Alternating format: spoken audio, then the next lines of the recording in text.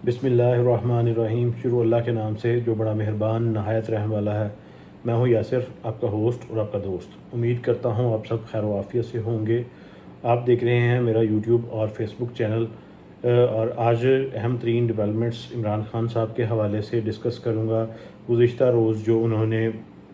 एक नया एक किस्म का आलमी रिकॉर्ड कायम किया है उस हवाले से, और उन्होंने इंटरनेशनल मीडिया पर जो अपना अहम तरीन एक बयान दिया है उसके हवाले से तफसीली गुफ्तगू करूँगा। इसके साथ साथ इमरान खान साहब को अब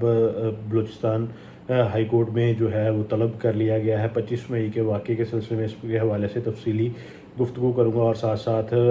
तोशाखाना केस और जो है 190 मिलियन पाउंड केस में इमरान खान साहब और उनकी अहलिया को भी तलब किया गया है। इस हवाले से तफसीली गुफ्तगू करूँगा, और साथ साथ इमरान रियाज़ ख़ान साहब के बारे में अच्छी ख़बर है। और काजी फ़ाइज़ ईसा साहब अब पूरी तरह से डट चुके हैं। उन्होंने एक सुप्रीम कोर्ट की वेबसाइट पर नोट जारी किया और उसको बाद में रिमूव कर दिया गया। इस हवाले से उस नोट के अहम तरीन नुकात आपसे डिस्कस करूँगा। इसके साथ साथ आर्मी चीफ ने मीडिया पर्सनल के साथ गुफ्तगू में कुछ अहम तरीन बातें की, उस हवाले से जो है वो आपसे तफसीली गुफ्तगू करूँगा। और परवेज़ इलाही साहब के बारे में जो चैन गोइयाँ हो रही थी और उनकी रहाई के मुतल्लिक बात होगी। और इसके साथ साथ मुराद सईद के बारे में एक नया इंकशाफ सामने आया है, उस हवाले से गुफ्तगू करूँगा। और नवाज शरीफ साहब की वतन वापसी और उनके जो नैब में उनको क्लीन चिट मिली है उस हवाले से तफसीली गुफ्तगू करूँगा। और इलेक्शन कब हो रहे हैं इस हवाले से, और इस वक्त जो है एक नए टैक्सेस लागू किए गए हैं मिनी बजट की सूरत में, उस हवाले से तफसीली गुफ्तगू करूँगा। और साथ साथ मौसमी सूरत हाल पर आपसे डिटेल गुफ्तगू करूँगा। अगर आपने चैनल को सब्सक्राइब नहीं किया तो बराए मेहरबानी चैनल को सब्सक्राइब कर लें और बेल आइकन को दबा दें ताकि हर आने वाली वीडियो आप तक पहले पहुँच सके। जैसा कि आप जानते हैं कि इस वक्त जो है लोकल मीडिया हमारा, चाहे वो इलेक्ट्रॉनिक मीडिया है, उस पर इमरान खान साहब की पर उस आने पर पाबंदी लगी हुई है और इमरान खान साहब का नाम लेने पर भी पाबंदी आयद है। लेकिन इस सारे मामले में इमरान खान साहब जो हैं वो इंटरनेशनल मीडिया के साथ इंटरव्यूज़ कर रहे हैं। गुज़िश्ता रोज़ उन्होंने वॉइस ऑफ अमेरिका जो अमेरिका का एक जरीदा है उसको इंटरव्यू दिया, और इसके साथ साथ 18 मिनट का अल अरेबिया टीवी को भी उन्होंने इंटरव्यू दिया। इसके साथ साथ उन्होंने ट्विटर स्पेस में भी एक इंटरव्यू कंडक्ट किया जो ऑस्ट्रेलियन एक शख्सियत थी। उन्होंने ये इंटरनेशनली ट्विटर स्पेस क्रिएट की, उसमें उन्होंने एक आलमी रिकॉर्ड कायम किया। इस ट्विटर स्पेस को जो लाइव लोगों ने ट्यून किया वो 1.5 मिलियन से ऊपर लोगों ने इसको जो है ट्यून किया। ये एक आलमी रिकॉर्ड है कि एक ट्विटर स्पेस में इस कदर ज़्यादा लोगों ने जो है शमूलियत इख्तियार की। इसके साथ साथ इमरान खान साहब ने अपने इस इंटरव्यू में आर्मी के ख़िलाफ़ जो है वो अपना वाज़ेह स्टांस दिया है, और उन्होंने कहा कि आर्मी की तरफ से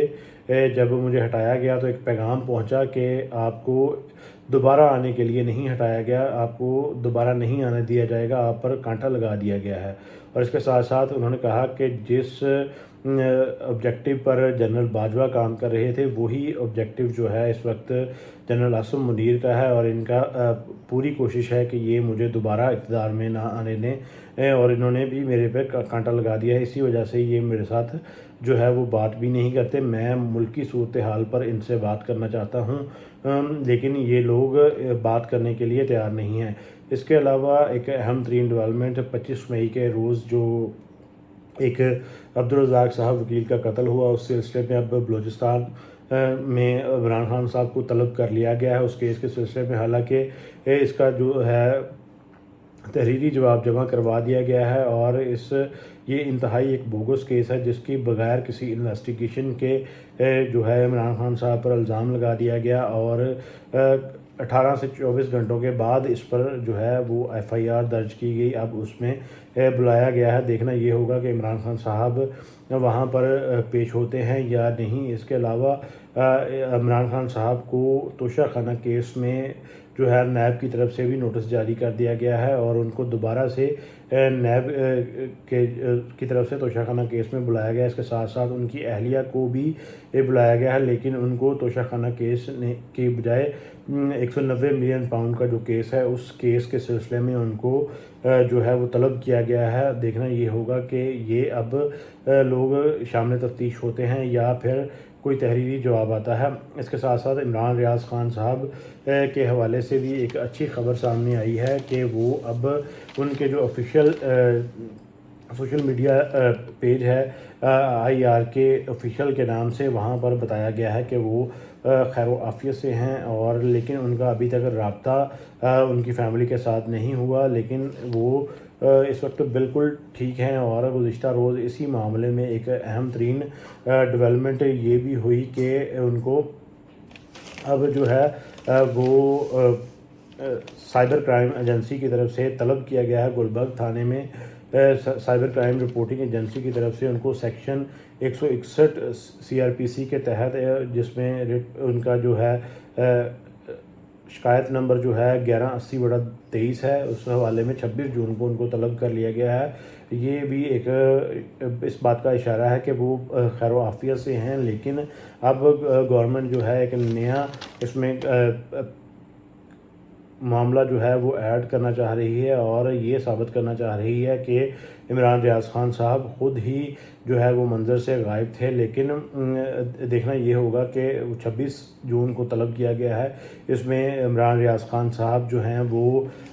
آتے ہیں یا نہیں، لیکن اللہ سے دعا ہے کہ وہ بالکل ٹھیک ٹھاک ہوں اور وہ جلد سے جلد اپنے گھر واپس لوٹ آئیں۔ اور اس کے ساتھ ساتھ ایک اہم ترین جو ڈیولپمنٹ ہے وہ ملٹری کورٹس کے حوالے سے قاضی فائز عیسیٰ ڈٹ کر سامنے آ چکے ہیں۔ انہوں نے ایک جو ہے نوٹ باقاعدہ طور پر سپریم کورٹ کی ویب سائٹ پر اپلوڈ کیا، جس سے چند منٹوں کے بعد ہی جو ہے وہاں سے ریموو کر دیا گیا۔ یہ انتہائی ایک طویل اردو زبان میں نوٹ تھا، یہ کم و بیش 30 صفحات پر مشتمل نوٹ تھا۔ اس میں جو اہم اور چیدہ نکات اٹھائے گئے وہ یہ تھے کہ جسٹس عمر عطا بندیال صاحب جو ہیں یہ کسی بھی سینئر جج سے مشاورت نہیں کرتے، یہ ون مین شو انہوں نے بنایا ہوا ہے، یہ تمام تر فیصلے خود کرتے ہیں۔ انہوں نے یہ بھی بتایا کہ جب جسٹس گلزار تھے تو وہ کسی بھی اہم معاملے پر جو مشاورت تھے وہ عمر عطا بندیال صاحب کے ساتھ کرتے تھے، جو گلزار صاحب کے بعد سینئر ترین جج تھے، لیکن جب سے یہ عمر عطا بندیال صاحب اقتدار میں آئے ہیں یہ کسی بھی سینئر جج سے مشاورت نہیں کرتے۔ اور اس کے ساتھ ساتھ انہوں نے کہا کہ اس سے پہلے مجھے کسی بھی بینچ میں شامل نہیں کیا گیا، لیکن اس بینچ میں انہوں نے شامل کر لیا۔ اور انہوں نے بتایا کہ ایک دفعہ پھر انہوں نے زور دیتے ہوئے کہا کہ میں اس جو ہے معاملے کو سننے سے انکار نہیں کر رہا، لیکن میں چاہتا ہوں پریکٹس اینڈ پروسیجر بل کا جو کیس ہے اس پر جو ہے پہلے فیصلہ کیا جائے۔ اور انہوں نے پریکٹس اینڈ پروسیجر بل کے حوالے سے بھی کافی حد تک جو ہے یہ تحفظات کا اظہار کیا اور اس نوٹ کو جو ہے ریموو کر دیا گیا۔ اس پر کچھ لوگوں کا کہنا یہ ہے کہ اس وقت عمر عطا بندیال صاحب اپنی ایک ہیجمنی قائم کرنے کے لیے اس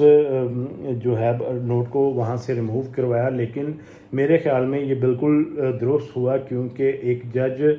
جو ہے وہ اگر کسی بھی جو ہے ہیرنگ سے اٹھ کر چلا گیا ہے اور اس نے کہا ہے کہ بینچ جو ہے وہ غیر قانونی ہے، تو پھر اس کا کوئی بھی یہ رائٹ نہیں بنتا کہ وہ اس معاملے پر ایک نوٹ چڑھائے، کیونکہ جو سپریم کورٹ کی ویب سائٹ ہے اس پر باقاعدہ طور پر سپریم کورٹ کی ججمنٹس اور ججز کے جو نوٹس ہوتے ہیں وہ اپلوڈ کیے جاتے ہیں۔ لیکن یہ جو معاملہ تھا اس میں آلریڈی جو ہے فائز عیسیٰ صاحب اپنا ایجنڈا بتا چکے ہیں اور اس پر اپنی سٹیٹمنٹ ریکارڈ کروا چکے ہیں کہ میں اس کے بالکل جو ہے وہ خلاف ہوں اور یہ جو غیر قانونی ہے، اس لیے میرے خیال میں یہ بالکل ٹھیک ہوا کہ ان کا جو نوٹ تھا اس کو وہاں سے ہٹا دیا گیا۔ اس کے ساتھ ساتھ آرمی چیف نے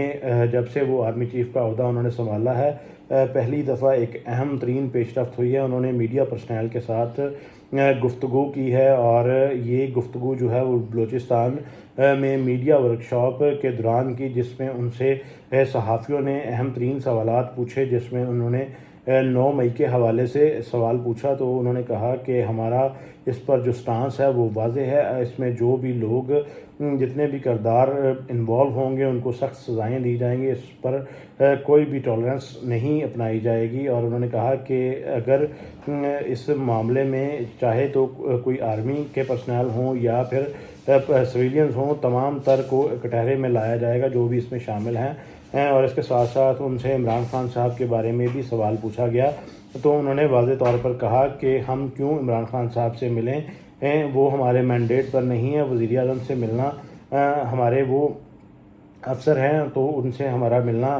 بنتا ہے، لیکن عمران خان صاحب اس وقت مینڈیٹ میں نہیں ہیں تو ہم ان کے ساتھ کیوں ملے۔ یہ بھی ان کا ایک واضح طور پر اشارہ تھا کہ جو عمران خان صاحب ان کو پیشکش کر رہے ہیں مذاکرات کے لیے، اس پر آرمی چیف اس وقت اپنا سٹانس لے چکے ہیں اور وہ بالکل بھی اس بات کے لیے ایگری نہیں ہیں کہ اس پر جو ہے وہ عمران خان صاحب سے بات کی جائے۔ اور الیکشن کے سوال پر انہوں نے باقاعدہ طور پر یہ کہا کہ الیکشن کا ہم سے نہ پوچھیں، ہمارا یہ معاملہ نہیں ہے۔ ہاں، اگر آرمی کی بات کی جائے تو آرمی کی طرف سے کسی قسم کی بھی الیکشن میں جو ہے وہ رکاوٹ نہیں ہے، اس کا فیصلہ جو ہے وہ سیاسی جماعتوں نے کرنا ہے۔ بہتر ہوگا کہ آپ انہی سے پوچھیں۔ اور میرا اس سارے جو انہوں نے بیانیہ دیا اس میں ان سے یہ گزارش ہے کہ کیا انہوں نے 9 مئی کے واقعات پر جن لوگوں کو سزاؤں کے لیے پکڑا ہے، کیا ان پر تفتیش کی گئی ہے، ان کو ویریفائی کیا گیا ہے، کیا وہی لوگ انوالو ہیں، اور اگر وہ لوگ انوالو ہیں تو ان کے ثبوت جو ہیں وہ ان کے پاس کیا ہیں۔ اس کے ساتھ ساتھ یہ واقعہ ہوتے ہی کس طرح پتہ چلا کہ پاکستان تحریک انصاف کے لوگوں نے ہی یہ کیا ہے اور تحریک انصاف کے خلاف ہی ایک کریک ڈاؤن جاری ہے اور دوسرا کوئی اس میں ملوث نہیں ہے۔ اور دوسرا ان سے اہم ترین سوال، اگر یہ کریک ڈاؤن کیا جائے گا اور سزائیں دی جائیں گی تو یہ گنے چنے لوگوں کے خلاف کیوں ہو رہا ہے؟ جو لوگ پریس کانفرنس کر دیتے ہیں تو کیا ان 9 مئی کا واقعہ جو ہے ان کے لیے وہ جو ہے ثواب بن جاتا ہے یا وہ ان کے گناہ جو ہیں وہ دھل جاتے ہیں؟ لیکن اس سارے معاملے میں ان سے ایسا کوئی بھی سوال نہیں پوچھا گیا اور انہوں نے اپنا دو ٹوک موقف بتا دیا۔ اور اس کے ساتھ ساتھ جو ہے پرویز الہی صاحب کو گزشتہ روز جو ہے منی لانڈرنگ کیس میں باقاعدہ طور پر بیل مل گئی۔ دیکھنا یہ تھا کہ کل جب ان کو بیل ملی تو کافی لوگوں کی نظریں وہاں کورٹ پر تھی کہ جیسے ہی وہ باہر آئیں گے شاید ان کو دوبارہ گرفتار کر لیا جائے گا، لیکن ایسا معاملہ نہیں پیش آیا۔ اب دیکھنا یہ ہوگا کہ ان کے بارے میں پہلے بھی چین گوئیاں ہو رہی تھی کہ انہوں نے کاف لیگ میں واپس جانے کا عندیہ دے دیا ہے، تو اب دیکھنا ہوگا کہ کیا وہ بھی ایک پریس کانفرنس کر کے دوبارہ سے کاف لیگ میں چلے جائیں گے اور تمام تر ان کے گناہ جو ہیں وہ دھل جائیں گے، یا پھر ابھی دوبارہ سے ان کو کسی اور کیس میں گرفتار کر لیا جائے گا۔ اور اسی حوالے سے مراد سعید کے بارے میں بھی خبریں گردش کر رہی ہیں۔ پہلے بھی کہا یہ جا رہا تھا کہ وہ افغانستان میں گئے ہیں، لیکن پولیس کی طرف سے موقف آیا کہ ہم ان کے بہت ہی قریب پہنچ چکے ہیں، ان کے جو فونز ہیں وہ ٹیپ ہو چکے ہیں اور جلد ان کو گرفتار کر لیا جائے گا۔ لیکن گزشتہ روز ایک دفعہ دوبارہ سے یہ ڈیولپمنٹ ہوئی کہ مراد سعید جو ہے وہ افغانستان بھاگ چکے ہیں۔ یہ پہلے معاملہ عمران ریاض خان صاحب کے حوالے سے بھی سامنے آیا تھا کہ عمران ریاض خان صاحب بھی افغانستان میں شاید چلے گئے ہیں، لیکن اب یہ کہا جا رہا ہے پولیس کی طرف سے کہ وہ یہیں پر موجود ہیں۔ اور اب یہ چین گوئیاں جو ہیں مراد سعید صاحب کے بارے میں بھی رائے قائم کی جا رہی ہے کہ وہ افغانستان میں جا چکے ہیں، لیکن آنے والے دنوں میں یہ بھی جو ہے وہ واضح ہو جائے گا کہ وہ کہاں ہیں اور کس کی کسٹڈی میں ہے۔ اس کے ساتھ ساتھ نواز شریف کی واپسی کا جو عندیہ ہے وہ باقاعدہ طور پر دے دیا گیا ہے اور وہ اگست میں ملک میں واپس آئیں گے۔ ان کی واپسی کا مطلب صرف اور صرف یہی ہے کہ اب الیکشن ہونے جا رہے ہیں اور وہ اپنی واپسی سے قبل دبئی میں جائیں گے، وہاں پر ایک اہم ترین میٹنگ ہوگی جس میں باقاعدہ طور پر بلاول بھٹو زرداری، آصف زرداری، مریم نواز شریف اور نواز شریف، شہباز شریف اور تمام تر جو ہیں استحکام پاکستان پارٹی کے اہم رکن وہاں پر اس میٹنگ میں شامل ہوں گے۔ اس پر کس طرح سے الیکشن میں کمپین چلانی ہے، کس طرح سے سیٹ ایڈجسٹمنٹ ہونی ہے اور کیا معاملات ان کے طے پانے ہیں، اس میٹنگ میں یہ ڈیسائیڈ کیا جائے گا۔ اس کے ساتھ ساتھ اب نیب بھی جو ہے وہ نواز شریف صاحب پر مہربان ہو رہا ہے اور باقاعدہ طور پر ان کو کلین چٹ دینا شروع کر دی گئی ہے۔ نیب نے پلاٹ الاٹمنٹ کیس میں ان کو جو ہے وہ باقاعدہ طور پر کلین چٹ دے دی ہے، اور نواز شریف صاحب اب جلد اگست کے اندر یا جولائی کے آخری ہفتے میں ملک میں واپس آ جائیں گے۔ اور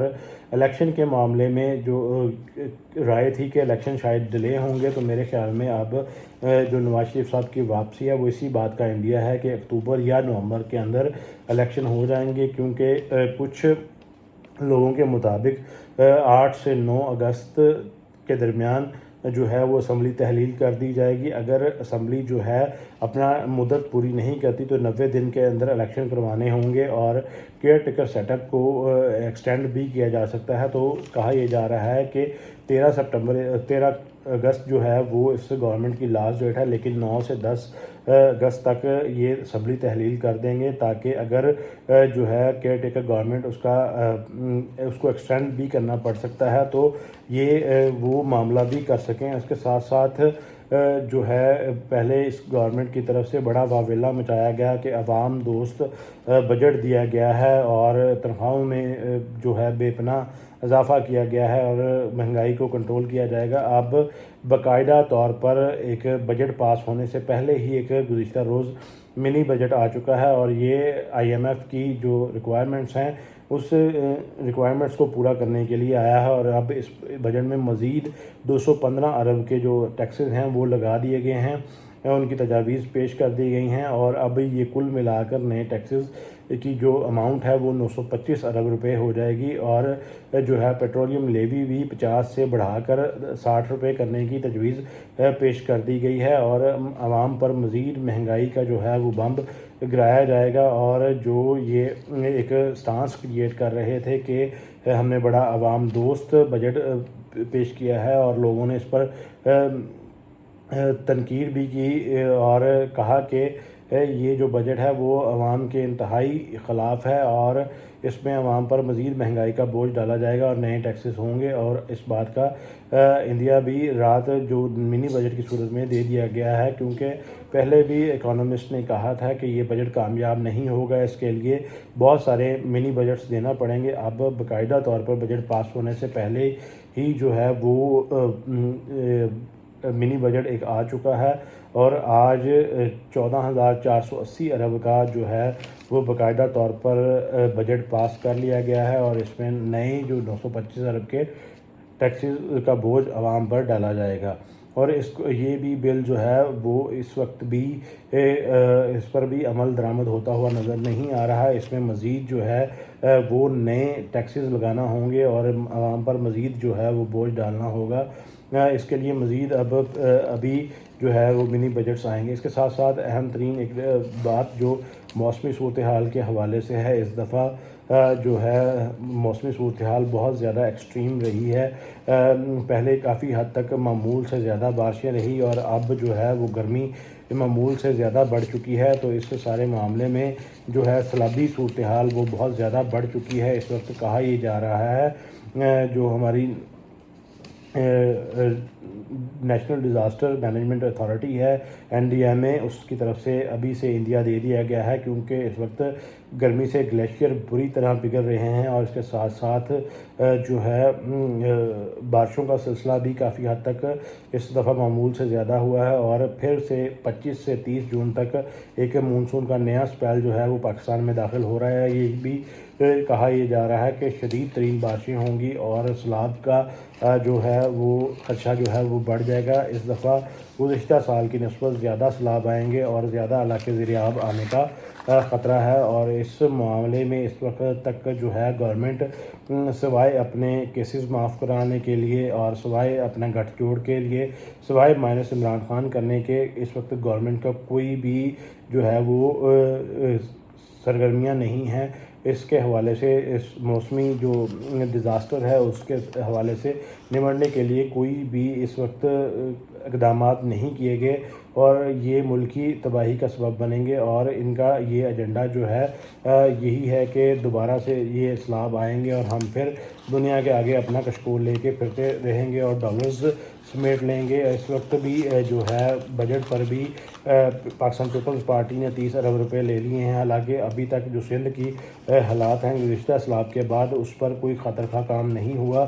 لوگ در بدر کی ٹھوکریں کھا رہے ہیں، اور اگر دوبارہ سیلاب آ جاتا ہے تو مزید نقصانات ہوں گے، لیکن ان کو اس چیز سے کوئی بھی غرض نہیں ہے، ان کو غرض صرف اپنے مال بنانے سے ہے۔ تو یہ پھر شاید ان کا یہی انتظار ہے کہ قدرتی آفات آئیں اور ہم دنیا سے پیسے مانگیں اور اپنے خزانوں کو بھر لیں، کیونکہ ان لوگوں کو صرف اور صرف اپنے آپ سے غرض ہے، نہ کہ عوام سے اور اس ملک سے۔ تو ان تمام تر حالات میں اللہ تعالیٰ سے دعا ہے، اللہ تعالیٰ ہمارا اور ہمارے اس ملک کا حامی و ناصر ہو۔ پاکستان زندہ باد۔ السلام علیکم۔